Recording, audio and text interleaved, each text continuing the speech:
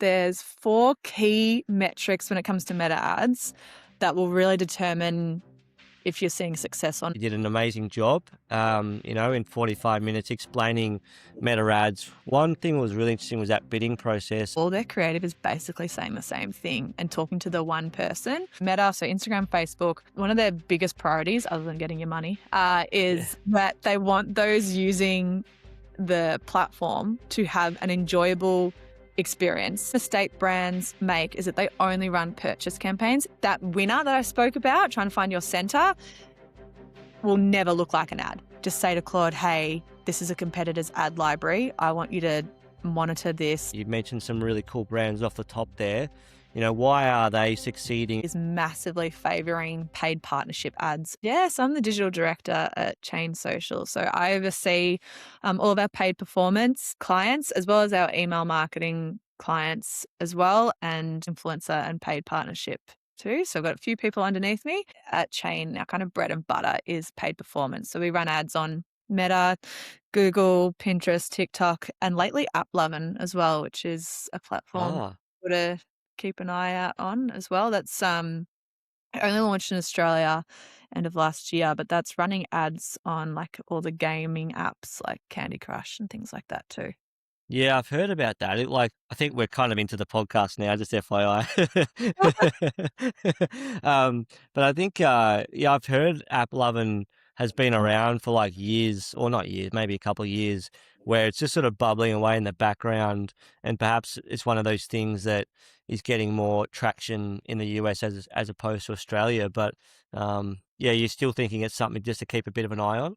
Yeah, we're seeing kind of mixed at the moment. I think what I struggle with the most as a platform is that there's no like real targeting involved. So you can't say like target these people or don't target, like exclude these people. It's really kind of putting it in their hands. Like they have different campaigns where they say target prospecting and, and all these, but like, how are you even determining who? I don't know, there's a bit of gray area where you're unsure of what exclusions are in place. We use third-party reporting platforms like Triple Whale, though. So just to make sure that the platforms are driving incremental revenue for our clients. And yeah, it's got mixed. Sometimes it's good, sometimes it's shit. It's getting better, I would say. But yeah, it's just one that we're just playing with for a couple of our clients. Yeah, you got to test and experiment with some of those. So I haven't actually introduced you yet, but Adele Elliott, digital director at Chain Social, not It's Chain Social, yeah. Yeah, nice. How this podcast come about? I obviously worked with you, a few years back, but then I ran into you at the Social Summit, and I thought you did an amazing job. In 45 minutes explaining meta ads, what's working, what's best practice right now. And one thing that was really interesting was that bidding process, and you touched on creative as well. So I really wanted to just get you on today and explore that a little bit with our audience. So maybe can you just give us like a broad view in terms of what are the best e-commerce brands doing well at the moment? You've mentioned some really cool brands off the top there. Why are they succeeding and perhaps some others aren't when it comes to Meta? They know their numbers is what I'm probably going to say. And they know that there's 4 key metrics when it comes to meta ads that will really determine if you're seeing success or not. And that is your average order value, your CPM, so how much it's costing for you to reach 1,000 people, your click-through rate, your link click-through rate. That's a metric that a lot of people don't focus on. Then your conversion rate as well. And so you're knowing what they are and what they need to be for you to hit your goals. Sometimes you hear people say, oh, meta ads didn't work for me. I know that I can go in and I can look at those 4 metrics and it'll be one of those that has let them down as to why meta ads didn't work for them. A lot of the time it's either click-through rate or conversion rate. And so, they might have a really low link click-through rate. And that tells us that your creative is shit. People are getting served your ads, but no one is clicking through them. And, that is one of the biggest goals of your meta ads is to actually stop people scrolling and you get people to click through to your website or lead form, whatever it might be. And so when that's really low, that's when your meta ads aren't going to perform. Or you might have a really high click-through rate, but then your conversion rate is really low. And then that's when you need to ask the question, are you gaslighting people? Are your ads the right things? Does your website need work? Are you sending them to the right landing page? All these different questions. So, they're like knowing your numbers and knowing which ones you need to improve on is what the good brands are doing that are seeing success on Meta. Okay, nice. And so when you're looking at the Meta analytics, are you looking at that in terms of sort of, because there's three different, I'm not a Meta ads expert by any means, which is why I've got you on, but there's sort of campaign, like there's three levels to it, right? So what levels do you check at the campaign level, or is it the ad creative level? Like what, in terms of those metrics, where should they be looking? I'd probably more say the ad set level is where Ad you set want level. to be, looking at. Definitely not individual ads. I think another mistake that a lot of brands are now making on Meta is they're being too reactive in what ads they're turning off. I think you would have heard me mention when I was talking at the social summit is that especially Meta's Advantage Plus campaigns, they're kind of like a netball team in that you'll Yes. find that, just say you've got, as an example, you've got 7 ads running. I guarantee anyone who's running their own ads listening knows that you're running this ad set and that there's probably one ad that's getting like 70% of your spend, which is really like can be really frustrating. And, you might see that this ad that's getting 70% of your spend isn't getting the cheapest cost per purchases, and that you might have another ad down below that's getting like, $5 cost per purchase, but it's not getting the same spend. And you're like, what are you doing, Meta? And the reason why I'm doing that is it's a netball analogy, and that these campaigns work in that it's not just one ad that's going to convert them. They likely have to see multiple ads. The ads that's getting all the spend would be the ad that is getting that first touch point. It's stopping them from scrolling. It's getting them to click through to your website. So you'll generally find that this ad with the most spend has a strong click-through rate. It's getting people across to your website. And then you might have other ads in that ad set that are then being retargeted to them, and they're clicking Okay. those and purchasing through those. The reason why it's a netball analogy is that one that's getting all the spend, it's like center, right? It's getting the ball first. It's then passing the ball to another ad who's then scoring.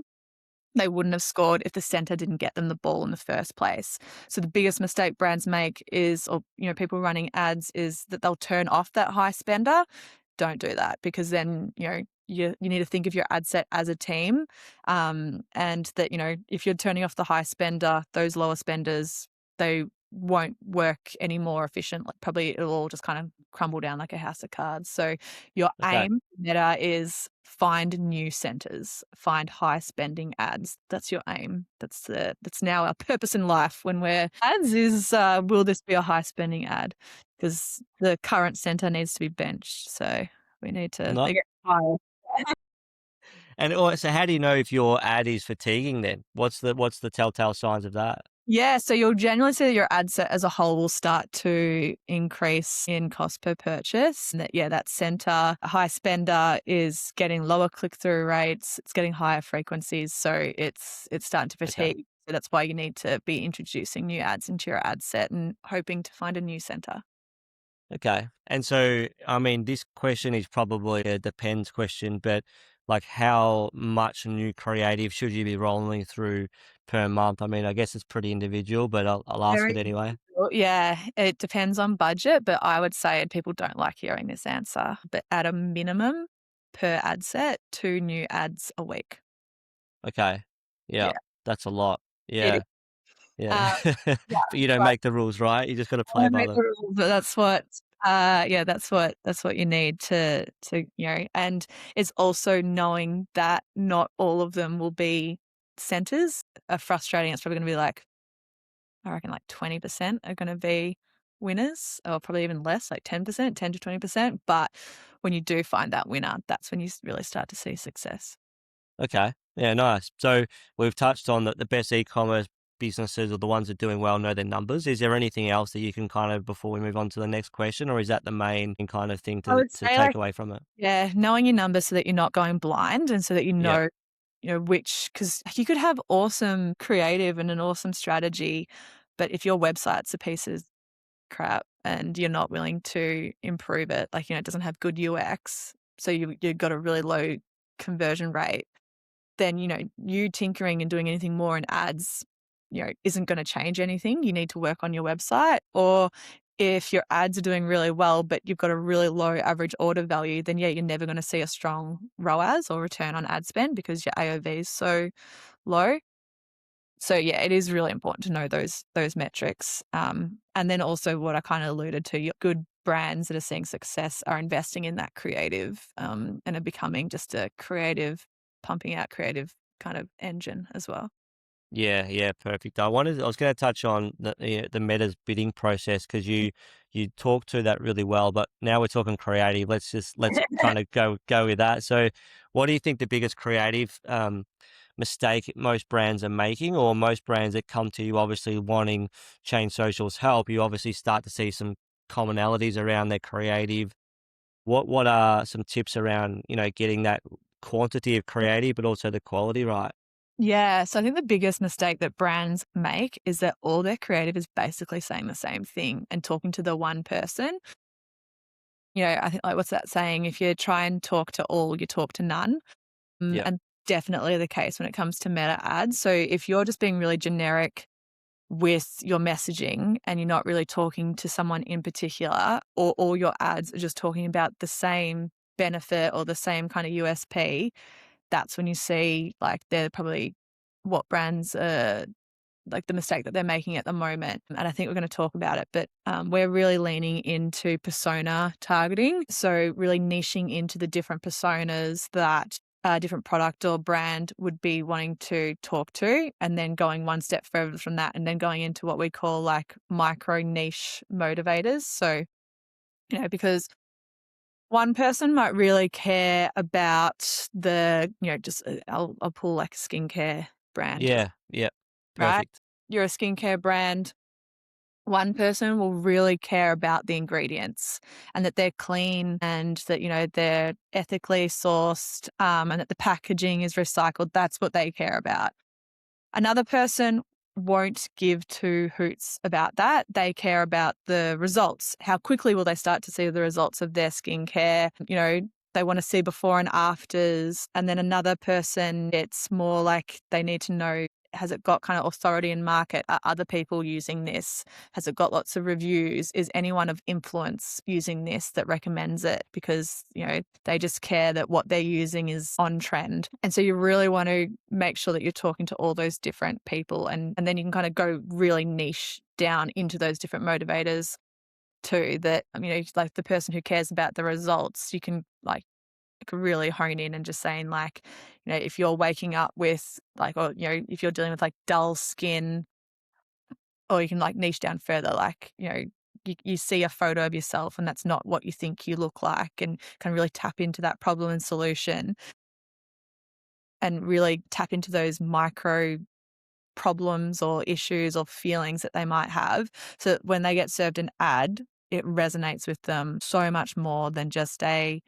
fluffy skincare, like, the nice product photo, like buy our skincare. Like you need to really niche into the why and why your product is suited for all the different people out there. What you'll get from that is incremental reach, because if you're only talking to about one, so if just say you're only talking about sustainability, Meta scans your ads and knows what you're saying and will only send that ad to those who care about sustainability.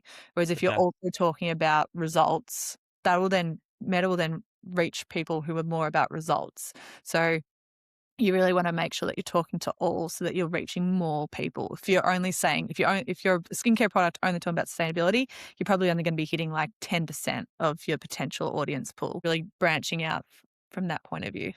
Okay. And then do you leave the audience targeting to Meta initially with all those different creatives, obviously different audiences for them? Is that again the nuance around that? Do you just leave that fairly open and let Meta's sort of, I don't know, is it like Advantage Plus campaigns? Is that yeah.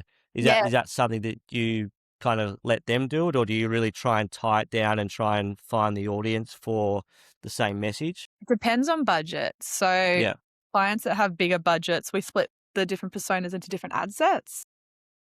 For the clients who have smaller budgets and we don't want to spread ourselves too thin, we'll group them together. And then you can then identify which personas are kind of resonating more. And then you might then split them out. So yeah, there's no like right or wrong way with it as well. Even if you have one advantage sales campaign with one ad set with all like, 3 different personas in it, that's still a good starting point too. And again, it means that Meta will reach, even in that one ad set, more people. I've got brands who come to me and they'll have an advantage sales campaign running with no, like, they'll just be excluding their existing customers, but no other targeting or anything, but they still like hit a ceiling, and that they try and scale it, but then all it does is increase their frequency. So they're not reaching any new people. It's just kind of like hit a ceiling. And the reason why they've hit a ceiling is because their creatives are just talking to one group of people. And so Meta won't expand it. Whereas if they talk about multiple things, that's when they'll start to see that incremental reach, even in that one ad set too. Fantastic. That makes so much sense. Mhm. Yeah. Explaining it very well. Thank you. In terms of that bidding process, that was one of the most interesting parts of your talk. I never quite kind of understood how that bidding process works. For some people that are sort of similar to me, can you explain that bidding process and make it a bit clearer for us? Yeah, and I think like you're definitely not alone. No one really like understands that, like how the bidding process works. And I'm a firm believer that once you understand it, things start to just click a little bit more. So this is one of our slides on our masterclass that we do. Can you see that? Yep, yep, got that. This is basically the back end formula of how Meta's bidding works. What some people don't actually know is that Meta is an auction platform, as is Google, Pinterest, TikTok. They're all auction platforms. So you're bidding against other advertisers to have your ad shown. A lot of people do know that, but they don't know how you win that bid. The kind of misconception that a lot of people have is that it just comes down to budget, but that is definitely not the case. So this is Meta's formula, I guess, of how the bidding works. So you'll see like on the right, that's your auction winner, sorry. But how that auction winner is determined is by three kind of factors. One is your auction bid. So yes, how much money you have, but that honestly is like 10 to 20% of this formula. The two that are really important is your estimated action rate. So what that means is, to say you're running a purchase campaign, Meta will estimate what the likelihood of someone purchasing in the next 7 days is. And so if that is a high estimated action rate, then you're going to go up in that bidding. Like, you're going to have cheaper bids because you're become like an auction winner. And then the second part is that user value, the user experience. They kind of work really well together, because what you need to remember is that Meta, so Instagram, Facebook, one of their biggest priorities, other than getting your money, Yeah. is that they want those using the platform to have an enjoyable experience that, it's an experience that is relevant to them as well. So if they're getting served ads for products or services that they're not interested in, that'll negatively impact their experience on the platform. So one kind of little diagram that I have here is like another kind of mistake that I guess that some people make is that they'll only be running purchase campaigns, right? And so you kind of see that pink circle is people in the audience, or like in your audience or cohort, who are currently in the market to purchase. And what that means is that Meta has picked up some sort of signal that they are looking to buy your product or service. So whether they've gone on a competitor's website, or not that Meta would ever admit this, they might have had a conversation with friends and Meta's listening. So, that, Yeah. or, they've Googled something, or they've done something to give Meta a signal that this is what they're looking to purchase. And that's why you'll find that, just say like you'll start to go on and look at a lamp, right? You're like, I'm going to look for, like, I need to buy a new lamp for my lounge room. So you go look for lamps, and then suddenly you go on Instagram and your whole feed are ads for lamps. It's because Meta is like, you are right now in the market to purchase lamps. You have a high estimated action rate. We know that this is of value for you. So we are going to be serving you ads for lamps, because we have picked up signals that is of importance for you. If they weren't looking for lamps, your ads would not be shown for them. So a kind of mistake that a lot of brands make is that they only run purchase campaigns. Yes, you're going to be getting strong return because people are in market, but what if they didn't even know that they needed a lamp, right? Or you're a product that they don't even know that they need right now?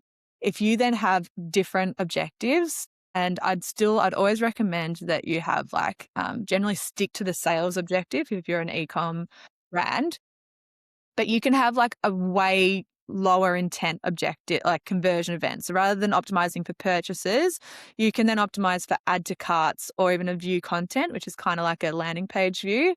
Yeah. That means that suddenly Meta is bidding for an estimated landing page view or an estimated add to cart, which then opens it up to a whole new audience of people. And so, just say I have shown no intent that I'm in the market for a lamp, but I am renovating my home, or I might have looked at rugs, or I might have looked at, something kind of similar. And then Meta's got an ad, like an add to cart campaign for the lamp. It might show that to me being like, hey, like, are you likely, like, have you thought about lamps? And then I'll be like, oh my God, I do need a lamp. And then I click through this add to cart campaign. But then that's also the signal, because I've then clicked through to this lamp page. I'm now in the pink circle because now I'm in the market for lamps. Meta's picked up a signal that I am looking to purchase. So it's really just important to kind of know when it comes to that auction, that bidding process, is really understanding that, especially if you are a product that is new to market or is quite unique, you need to really think outside the box of just a purchase campaign too. Otherwise, you're going to have be limited to that pink circle, and you want to introduce new people to that pink circle as well. And then that user value as well. So the kind of difference between the estimated action rate and the user value. The user value is your creative. Is this creative the type of creative that the user resonates with as well? So is it founder content? Is it a beautiful editorial image? Is it an infographic? What kind of behavior has Meta picked up that they resonate with a lot? Like, is it humor? Like, they like humorous content, and that Meta's picked up that your ad is humorous. All those different kind of things play a part to that user value. If you've got a really strong estimated action rate, you got a really strong user value, and you got decent, and your kind of budget there as well, then you're likely to win the auction. You're going to have lower CPMs, which is, again, that kind of one of those metrics I said at the start does massively impact your results. And you're just going to have much better performance on Meta overall. But that's basically how that Meta bidding process works. And it's just really good to understand it. So you're like, aha, and then you can kind of know, okay, like, I won't just run purchase campaigns. I'm also going to look at other ways to kind of introduce people into that funnel. Yeah, exactly. Hope you're enjoying this episode of eCommerce Australia. Wanted to quickly introduce you to one of our current clients, Naya from Soko & Co, an amazing family business based in the West. Here's what they had to say about working with Remarkable Digital for their SEO. The story I want to tell you guys about is one that you've probably heard before, and that's probably because it is lived experience. A couple years ago, we decided we wanted to increase our organic performance. What that looked like for us as a small family-owned business was we were looking to work with an agency, and I'm sure you can guess how the rest of this story goes, but it was not a very good experience. Those are the type of experiences that end up leaving a sour taste in your mouth. We swore off agencies for a couple of years. Flash forward to last year, we met Ryan at a event. We already knew of him as my dad, who is the owner of the business, listens to his podcast. Eventually, we did obviously end up in conversations with Ryan about working with Remarkable. Ryan, Pat, and the rest of the team are amazing. But also we had built experience by having conversations with other agencies. We started building a checklist, what we were and weren't looking for. Trust and honesty are obviously really foundational and really important, but it's very easy to say that you are trustworthy and honest and incredibly hard for agencies to show. Genuine expertise and interest in growth are really important. Pat and Ryan are always learning more things about SEO. They keep on top of it so we don't have to. And I think most importantly for us, it was their genuine investment in our growth. And every day I notice more and more how their work is making such a difference in our business. Since joining with Remarkable, we've seen a steady, very, very healthy and incredibly impressive growth in our organic performance. We see a very bright future of relying less on paid ads, which is so important for us. I certainly recommend Remarkable to everyone, but particularly if you are a small business that has been scorned before, I hope you know that by going with Remarkable, you will be in safe hands. Some great words. I'm sure many of you listening can relate to having a poor experience. If you're not being found in ChatGPT, Gemini AI, or traditional SEO search, hit the free order button below, and let's have a conversation. Back to the show. Interesting that you mentioned about kind of newer brands as well. If you're a newer brand, one of the temptations might be to run purchase campaigns and try and find conversions as quickly as you can. Looking at that slide that you just sent, then that's obviously not going to be that helpful. You're going to need that user experience and the user value, and start to warm that audience up and find some people that might be slightly higher up the conversion, higher, lower, where, you know what I mean? Yeah. So up the traditional funnel that we talk about, yeah, and not quite as ready to purchase just yet, but in market still, and get some more traffic that way. And what I think like I would have seen on that slide, my little tip as well when you're running those non-purchase campaigns is to be really harsh with your exclusions. So exclude anyone who's been on your website lately, obviously exclude any existing customers so that you've got brand new people coming to your website as well. Don't put, I think another mistake that a lot of brands make is that they put really harsh exclusions in their Advantage Plus sales campaign. But like that netball analogy I spoke of before, you want your Advantage sales campaign to have the multiple touch points in there. That's when it works really well. So you don't want to be excluding any recent website traffic. You want to have that kind of working as that multiple touch point. That's when you're going to see really strong results. But if you have makes sense, yeah. Yeah, if you have like a add to cart, initiate checkout, or even a view content campaign concurrently work, like running alongside it with harsh exclusions, it's just a little kind of, and tiny budget as well. It could be like 20% of your budget just kind of going, but it's almost like a tap, just pouring people into that purchase campaign as well. Because like I said, as soon as they've gone onto your website, that's the signal that Meta then needs to be like, oh, they are looking to purchase. So then they'll get served ads in that purchase campaign. Okay, awesome. A lot of detail there. Love it. And the last question I have is just around creative. One of the things, again, that come up in your presentation was, that the best brands, or the ones that are doing best on Meta, make creative that don't look like ads, I think. I'm not sure whether it was you. I'm not sure. You'll take credit if you did say this, but if it looks like an ad, you've already lost. That was, someone said, I can't remember who that was. Obviously, that is true, but how do we make, and you've sort of touched on it a little bit, but, how do we make creative that doesn't look like it? Yeah, I actually, I think that was another speaker, and it's true, but you should definitely still in your mix have some creative that looks like ads as well. But I would actually say it's a mix of both. That winner that I spoke about, trying to find your center, will never look like an ad, right? Yep. But those secondary touch points where it's like, like free shipping or something or like reviews and things like that, that should look like an ad because they're, you're trying to they're being worked as remarketing, and it's, trying to address any purchase barriers and convince them to buy. But so it is important to have a couple of those in the mix, but definitely put most of your energy into ads that don't look like ads, 100%. What I would generally say a mistake that people make is that they feel as if everyone talks about the first 3 seconds, or I think it's even like less now, and that is everything when it comes to your ads, which is true. Like you got like a second to stop people from scrolling. You do not need to have your product or your brand in that first 3 seconds, and that's a mistake that a lot of people, they have to straight away try and get into that sell mode. Whereas I would be using that as the hook of addressing, those niche motivators or problems that they might have, and doing it that way, leaning in on trends that you're kind of seeing work as well. And obviously having lo-fi content. So, I was doing a consult with a brand, I think it was last week, and they weren't producing anywhere near enough creative. And I was like, and they're like, all right, I'll reach out to a videographer. I was like, absolutely not. Get your phone out. Think less. You can, if you get a videographer in place and it's all polished, and that won't work.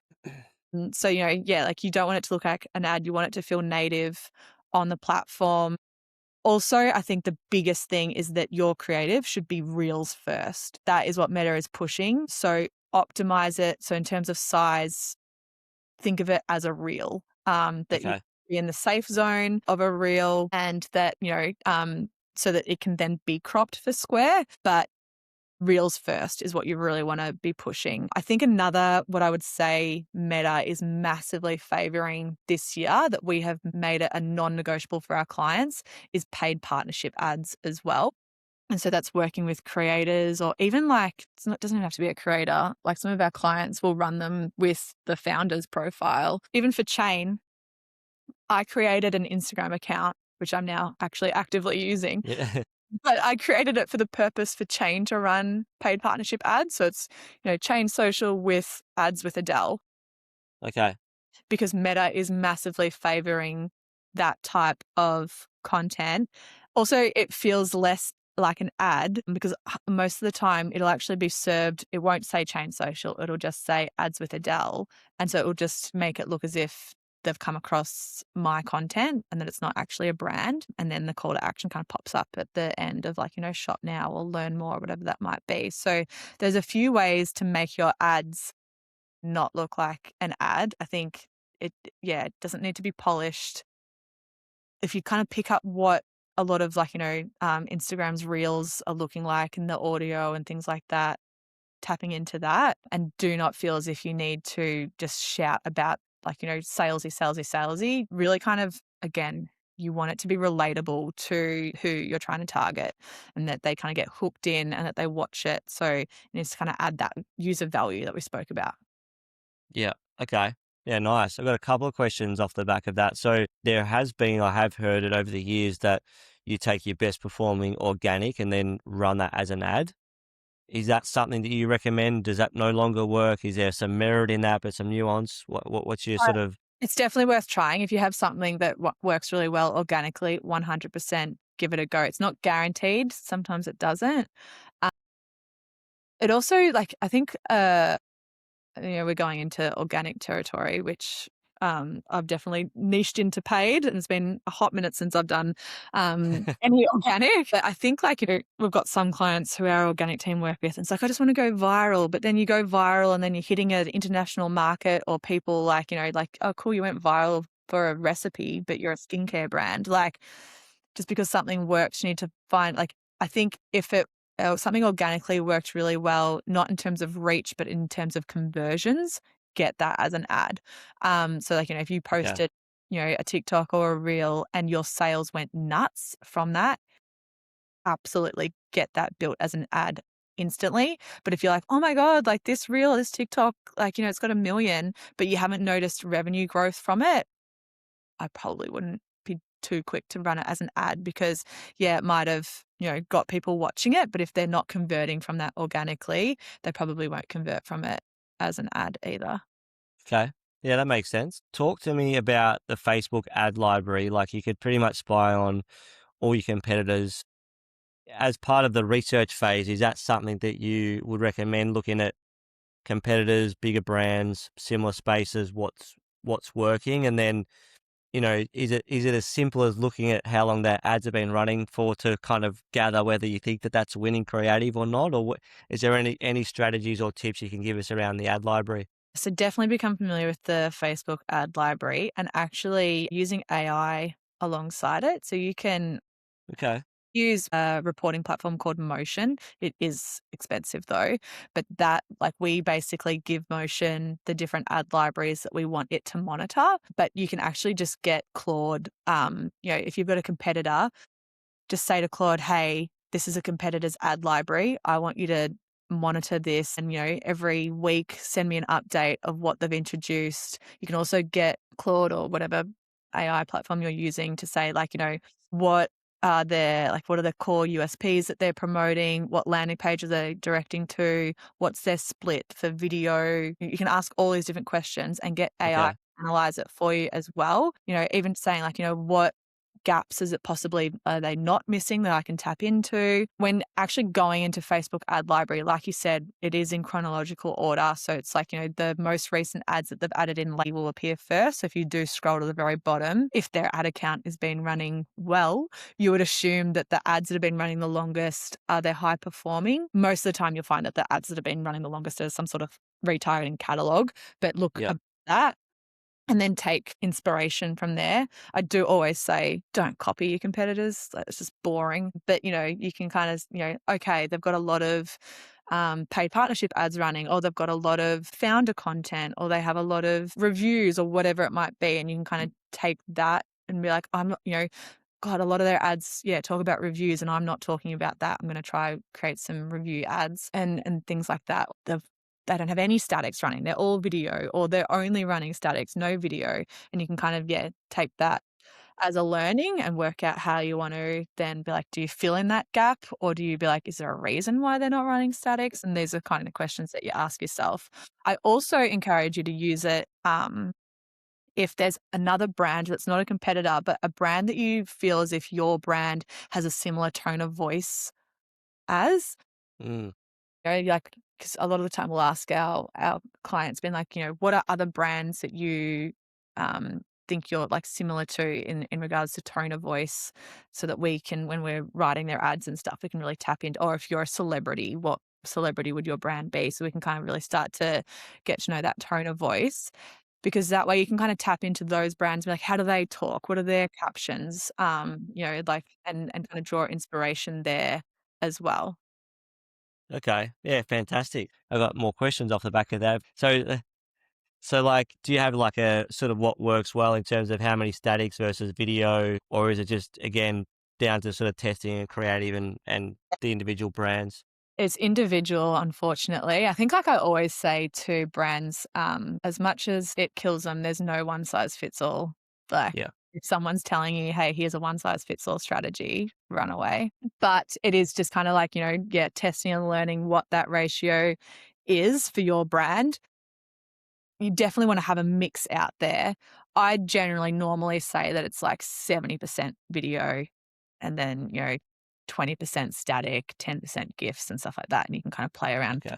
that way. But there is, no one size fits all. We've got some brands where the statics just perform really well, like Fun Day Sweets, for example. Like, yes, we've got a whole bunch of UGC, but they've got really fun branding, and, they're lollies. Like, sometimes, like, have Yeah. to, and it's just this really fun, either like GIF or animation or static, and it works really strong, and people click through because it looks delicious. And, so there is no one size fits all. Or like, even a lot for fashion, a strong editorial photo works just as well as a video. But yeah, it's just kind of finding out what's got that highest click through rate is generally what you'd be looking at. And what tends to be your winner as well, like your Beautiful. Bringing it back to the numbers. I like that. It's like, yeah, you've done this before. What about, last question I've got, what about like Black Friday? Obviously it's a really key period for a lot of e-com retailers. Where do you see, how do you advise your brands to get ready for Black Friday, and how should they be using it? Obviously, I would imagine you might be able to tell me, but your averages and the spend is up a lot, so it's going to cost you, that bidding auction is going to cost you a lot more. So what's the conversation you're going to be having for your clients around this Black Friday, and how to sort of make the most success out of it? Yeah, I can't believe we're talking about Black Friday already. I got PT last year. It rolls around so quickly every year. Last year, Chain, we actually had a 2-day event on Black Friday, getting brands. Like, it's huge. Yeah. Biggest mistake brands make when it comes to Black Friday is they just start the prep in November. You're like, no. The brands who have the biggest months in November are starting that in August. And that is where, again, you're really you're happy for in September and October to have a whole chunk of your budget knowing you're not going to get a strong return, because you're introducing new customers into your world, I guess, knowing that they might not convert, but you're building up your email database, you're getting people to your site so that they you're front of mind. Very rarely will someone, like, when it comes to Black Friday, it's noisy as hell. Everyone's shouting at you to buy. Very rarely are you making a purchase decision then. You've already made it before, being like, I'm going to come back in Black Friday, and I'm going to Yeah. and so you want to be in that consideration phase long before Black Friday hits, and that Black Friday just becomes the conversion event and the trigger to purchase. It should also really be used for new customer acquisition, definitely. And I'm like, also, like, we'll work with clients being like, are you going to do Black Friday or not? They're like, I feel like I have to, but absolutely not. You don't have to. If you don't want a discount brand or you don't need to discount, don't do it. But you do need to then know, like, if we've got a brand who's like, I'm not running Black Friday ads, but they expect to have a huge November, and they've got no new collection launches or nothing to talk about in November, we're like, well, we're going to pull spend back, and it's probably going to be a little bit quiet because you're essentially competing for share of wallet, right? People only have a set amount that they can spend. Very rarely they're going to spend on something full price when everything around them else is discounted. So it's just kind of accepting that. Or we work with our clients and being like, have a new collection drop or something that you can still be talking about, and that, it could be a limited collection that they have to buy then and there. They can't wait for there. But yeah, it should really be new customer acquisition or like moving dead stock and stuff like that as well. I do want to say though, people in Black Friday, they expect the biggest offers. Nothing kills me more than when we're working with a client. They're like, oh yeah, our Black Friday offer is like a gift with purchase. You're like, oh, this is not going to do well. Do you mean like people wait and they hold out for like, oh, I wonder what they're going to do for Black Friday, and then it's like, here's a gift, like here's a 10% off or something. yeah, or like here's a makeup bag with every purchase. You're like, that's not it. So like people expect big offers. I think also another mistake that a lot of brands make for Black Friday is they become really reactive to with what those are doing around them. Like, shit, our competitor's doing 30% off. We now need to do 30% off. So really kind of thinking, and again, it's knowing your numbers though. Don't eat into your margins too much so that it just F's you up down the track. I've had clients as well, right? I remember one where 2 horror stories for Black Friday. We had a client, Okay. I want to hit $1 million. We're like, all right, we did the numbers. We're like, yep, you want to make $1 million. We did it. Operationally, she was not set up for that. Like, she's still sending orders of Jan.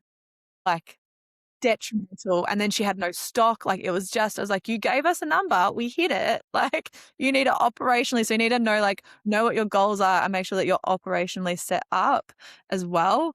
Or like, we had a client where we absolutely like killed it for them, but then they didn't have any new stock coming until February. And it's like, well, what do we do for all of December and January? We've got nothing to push. Yeah. So yeah, it's again, I'm going to keep saying, know your numbers and be operationally set up as well, and make sure that, really kind of use Black Friday to get new customers and start that process of getting people introduced to your brand. Invest in that from like September. Okay. Yeah, perfect. Love it. Thank you. But what brands have you been working with lately? Like, who does Chain partner with or work with? Yeah, so we kind of have quite a few ways that we work with different brands. Our kind of niche, which I do recommend most agencies or freelancers have, is that, you kind of own a niche so that you become the experts in that. So for Chain, we're fashion, beauty, lifestyle. For all the brands we work with, so we're an all-female team as well. There's about 22 of us, 23 of us, all female. And we always kind of have the philosophy is this a brand that we would purchase from? Because then we kind of think that our advantage compared to some other agencies is that we are the consumer. We can really tap into that consumer psyche as well. So yeah, fashion, beauty, lifestyle is our bread and butter. Sorry, my dog has I can hear that. decided that this is his entrance. Good stuff. Yeah. So some of the brands that we're currently working with and have worked with for years. So we've got Nala, which is a pretty big, they're only like 3 years old, but they have just taken the market by storm and have seen insane growth. So they're probably a brand that I've worked really closely with since I've started at Chain 3 years ago.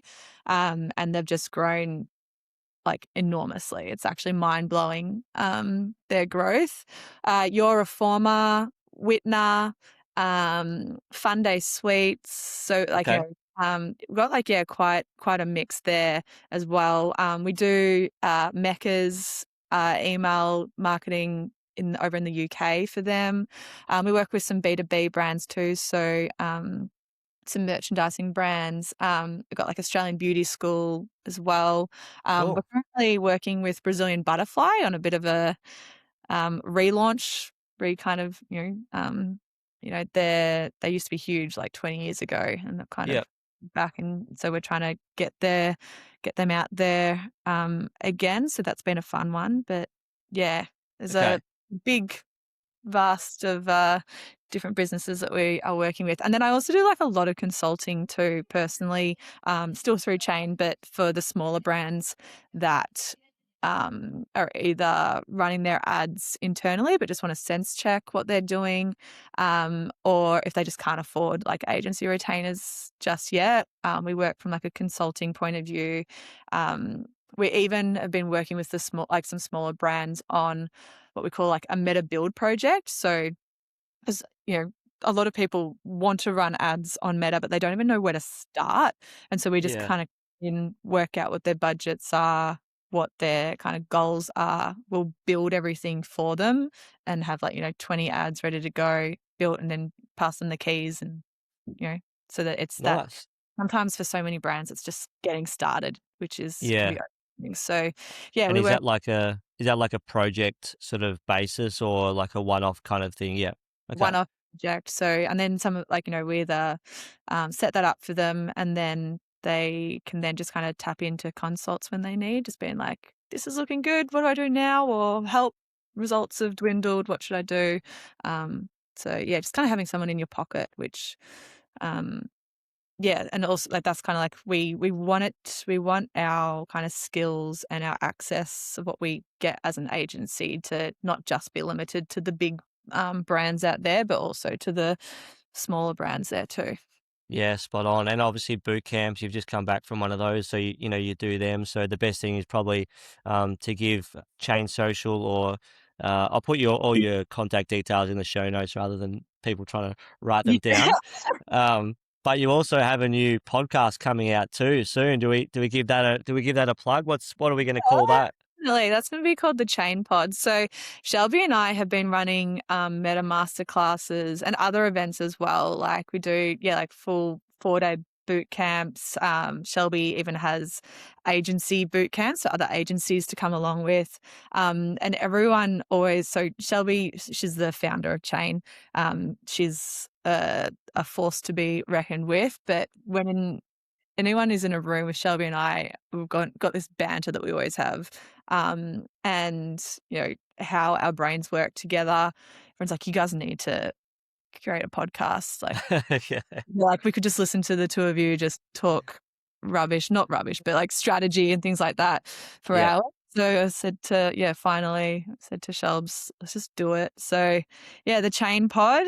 And the idea is that, whether you're a founder, marketer, even another agency, it can be really lonely and isolating out there as well. Like, if you're a founder running your own ads, like who do you sense check that with?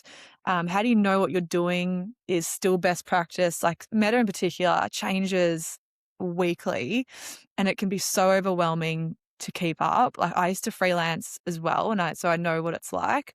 And we just want to be that little, person on your shoulder or person in your pocket that makes sure that you're up to date with what's working and what the bigger brands are doing or not doing, and really giving actually tangible tips and strategies that you can use yourself, not just fluff. And, so yeah, we're launching that at the end of May, which is really exciting. We've locked in a few really exciting guest speakers too. So yeah. Awesome. Well, good luck with that. I know I can speak from experience. There's a lot of work, but it's really good when you start to, hear from your audience and listeners, and they're getting a lot out of it, which I'm sure they will. Oh. Well, thanks for all your insights and wisdom. It's been great to chat again.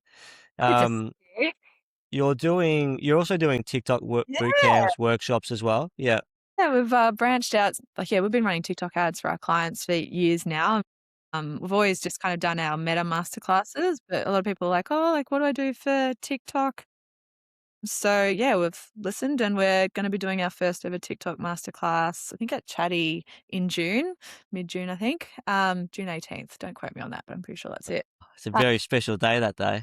Yeah, is that your birthday? My birthday. Yeah, exactly. I'll have to come along. about TikTok too. So yeah, that'll be good. Okay, Hopefully we can awesome. that to different states as well. Yeah, nice. Yeah, I'll put all your contact details in the show notes as well as the podcast when it's live. But the chain, is it Chain Pod. Just chain pod? follow Chain Social on Instagram, and then I'm sure Yep. you'll know about it. Yeah, perfect. Well, good luck with the podcast. Thank you for being so open with your information. You do share a lot of good stuff on Instagram as well. So give Adele a follow, and she won't steer you wrong. Thanks, Ryan. Thank you. See ya. All right, that was good. Thank you for